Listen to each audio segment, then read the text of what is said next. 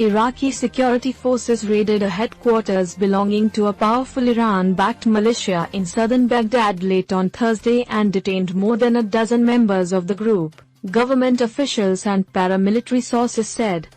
The raid was the most brazen action by Iraqi forces against a major Iran-backed militia group in years and targeted the Kataib Hezbollah faction, which U.S. officials have accused of firing rockets at bases hosting U.S. troops and other facilities in Iraq.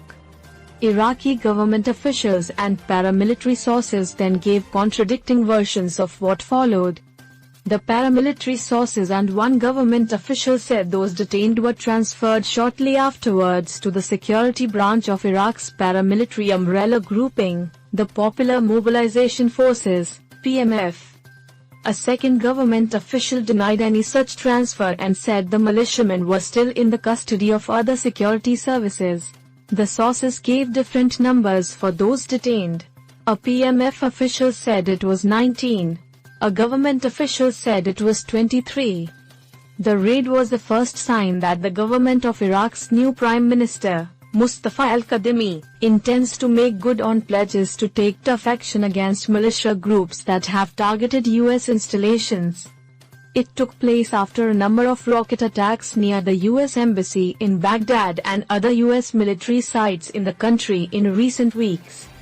But the incident also highlighted how difficult it could be to take on the militias. A senior PMF official said after some negotiation, those detained were handed over to paramilitary security forces. The PMF is an Iraqi state institution. It contains factions loyal to Iran and others that are not, but has been dominated by Iran-aligned militias. One government official told Reuters 3 commanders of Kataib Hezbollah had been detained during the raid, carried out by Iraq's elite counter-terrorism service. One of those commanders was an Iranian, he said. A second PMF official said no commanders of Kataib Hezbollah were detained. A spokesman for the US-led coalition in Iraq and Iraqi paramilitary sources denied any of those detained had been handed over to the US military, after a government official said 3 had been. Tensions between Washington and Tehran, especially on Iraqi soil, have been high for at least a year.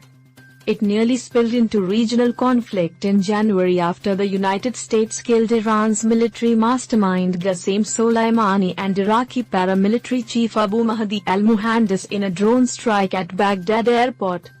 Both Tehran and Washington supported Kadhimi in becoming prime minister in May.